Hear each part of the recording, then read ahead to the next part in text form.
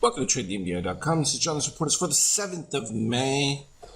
It's so nice to be able to get out and about and do things as they lighten the restrictions here in Italy. As pretty much there really isn't a health crisis as far as hospitals full or anything like that. All of those things have faded away. Now it's just the paranoia and terror of, well, can I go out? And because we're able to now move around in the city and stuff, went out and just to explore and see what the situation is. And then there's a general paranoia. You have half the groups that everyone has a mask because you have to have one, otherwise the police can stop you. But most people are just wearing them around their necks. So there's a large group that's like, no, I'm not going to walk around with a face mask on, particularly since it's fairly warm here. It's been in the 80s. So that's going to be an interesting one. However, you do see people afraid to interact, which is a very unusual situation in Italy. People are used to being close, and that's so it'll be unique to see how this plays out across countries and that, and whether or not it creates this apprehension, so to speak. But it is interesting too. We're getting more and more articles here in Italian press about the effectiveness of the hydroxychloroquine usage, and that's an interesting thing because I don't think you're seeing that same kind of press in the U.S. So it's interesting to see that divergence because here they're using it to quite strong effect. The problem they have is that their testing isn't as advanced as the U.S., and so it does take a lot longer to get results, meaning the most effective use of it is when it's at the beginning.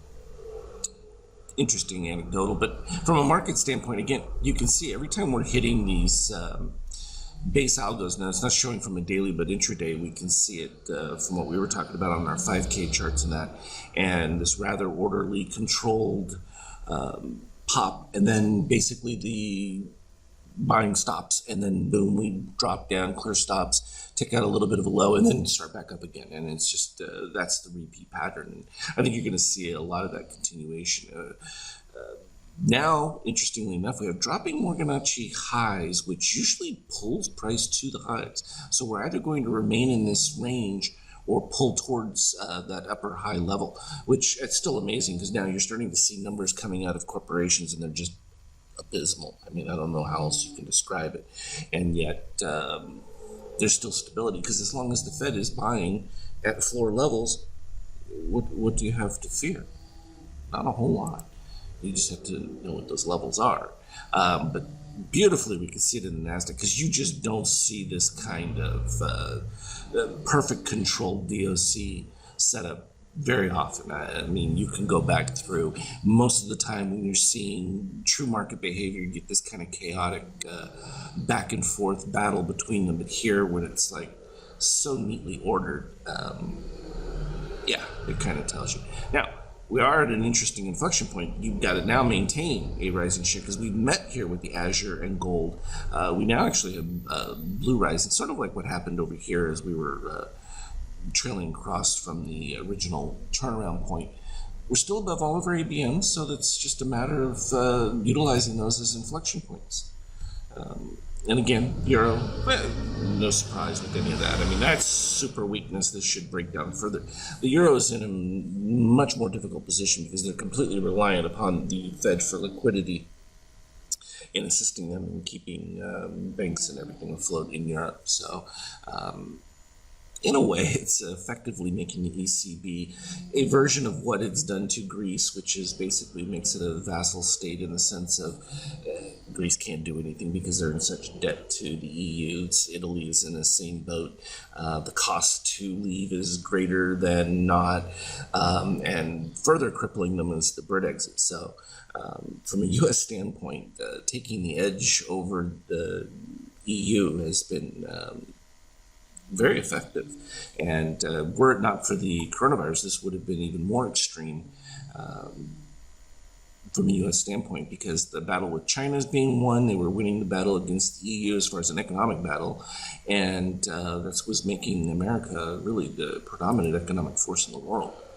Not that it still isn't, but it's just at a far greater reduced capacity than it had been previously. And there's going to be some long-term effects.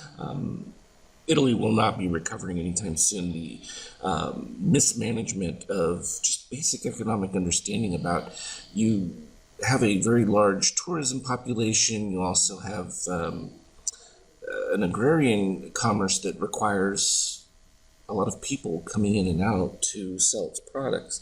So these rolled out kind of loosening of restrictions is not going to be effective. It's an all or nothing proposition with economies. You can't do a partial, it's just not going to work. But it's amazing that some people don't get these general economic principles, but why would politicians know anything about that? They've never gotten it right in the past. This is why they were so against, Trump's approach to, freer markets, but not absolutely uncontrolled in the sense of abuse. So is this going to be a problem? Yeah, and without free travel and people being comfortable traveling, it's just not going to work worldwide. It's plain and simple. From an oil standpoint, though, the loosening of restrictions will start creating some more consumption. But as long as oil stays low, the advantages outweigh, a spike in oil because of the lower inflation. So this is another key aspect. If we start to see oil rise, you should expect more downward pressure on the markets because it will be hard to conceal that inflationary pressure.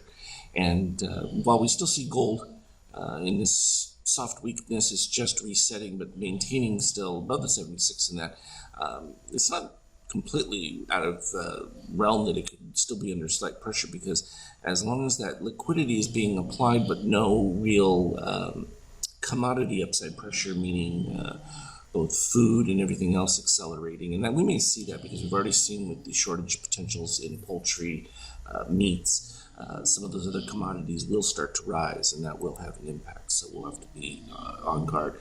But here's what we've been talking about from an intraday standpoint. We get these breakdowns, the nice little buy-ups. It gets a little bit weak. They try to recapture the tops, but when these magentas come in, and in this particular case, I know when it comes to the power mo, you're seeing these sigma events. I'm not really so concerned with you yet trying to decipher how those work, but the breakdown signaling is pretty clear when you see some of these, and you have to understand that there's a longer term impact, and creating a formula to decipher that for you in a meaningful way is a little bit more complicated than you might think. But for the most part, I just wanted as a confirmation to what you see from DOC standards to let you know where you're going to get your bigger drawdowns when you see this breakdown below the 13 and you don't have that turnaround up pivot with the cross of the magenta. You're in a maintenance mode, so to speak, and then where that cyan pivot up takes place was the beginning of this final dip, and then certainly once it created the up pivot with the cross below, you had the clean signal for the uprise. But this is that beautiful back and forth, and again, right on this, it's hard to see, right? Let me slide this over further so you can. That's 28.47. So before we had been using the 28.17, 28.30 was the last pivot. Now they utilize the 28.47 as a pivot point. And, there was a question about, adding additional. Well, that's not hard to do. You just go to the positive extremes, because that's where the significance of breakout moves take place. You would have another one that would develop right here at the 54 range. Certainly just add that one in there. I try to keep them to where we've seen prevalence, and in this particular case you can see it. The breakouts all occurred exactly on the same spot, even into the next day. That lets you know that you're getting significant algo activity on those points, and then you'll have additional ones applied above and in between. And then just it's a relevance, because that's how the system works. They may seem arbitrary, and they are to us, but within their mathematical formulas, that's where they're executing. And it's worthy to pay attention to that, because you'll see a lot of activity take place at those spots. And then you also see, look at the negative of it when they break below them. And then they, just go to the next ones. And they're not often related to either Fibonacci or even, in some cases, the Morganacci, but they certainly will reset near and around those points and then create a significant move. And in this particular case, you clear out your stops below, and then you move it back to the peak moves because you captured in both sellers and then a lot of new shorts. You use those new shorts to drive you right back to the top, and you can see the difference between a negative short configuration within a power mode 2 here on the spike on a declining versus the spike on rising and the effects that they have. So it's just really nice to be able to see it in that kind of clarity. Even if you're late to it, you move to positive shakeout, then you have positive shakeout above 50% with rising gold. We always look for that to then move towards the 100% mark. At the 100% mark, you still have continuation with the rising Azure. And we're just now reaching a point where they're now meeting at that, which means we may see a let up potentially just before the market opens, fill in some of the positive extremes, and rinse and repeat. That's the motto, rinse and repeat. So we just stay with it as it is and let it continue to fluctuate, knowing that, at this particular point, we have those, base support levels. But I think you have to be a bit more dynamic in this configuration because you're going to get these nice pops with the drops, and it's going to lead to a lot of stagnation, but the ranges are just too nice to pass up. So it's a great opportunity for being an active trader in this particular configuration. So that's the long and the short of it. Probably going to be out a little bit more today as well in the evening hours for your trading. It's a late afternoon for us, but it's about time to get out and get a little bit of fresh air so that we can reload and create a more positive mental environment as opposed to being cooped up all this time. So as always, hope everyone else is doing well. Trade well. We will certainly talk on Skype chat.